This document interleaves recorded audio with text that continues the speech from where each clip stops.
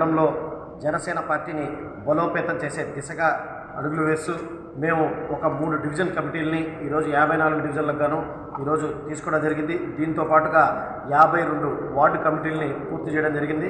ఈరోజు 11వ డివిజన్ ఇన్ఛార్జిగా మన సత్యసాయి ఇంద్రనాథ్ గారిని, అదేవిధంగా 21వ డివిజన్ ఇన్ఛార్జిగా మధుసూదన్ రావు గారిని, అదేవిధంగా 23వ డివిజన్ ఇన్ఛార్జిగా పసుపురెడ్డి శ్రీనివాసులు గారిని పవన్ కళ్యాణ్ గారి ఆదేశాలతో జిల్లా అధ్యక్షులు చెన్నారెడ్డి మనుక్రాంతి రెడ్డి గారి అనుమతితో ఈరోజు డివిజన్ ఇన్ఛార్జీలుగా నియమించడం జరిగింది.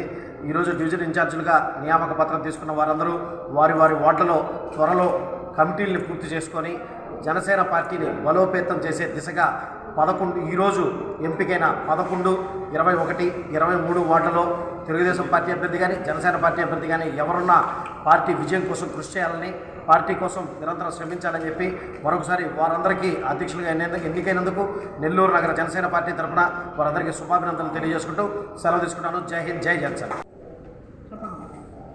నా పేరు మధుసూదన్ రావు అండి. 21 డివిజన్ అధ్యక్షులుగా చేశారు జనసేన పార్టీ.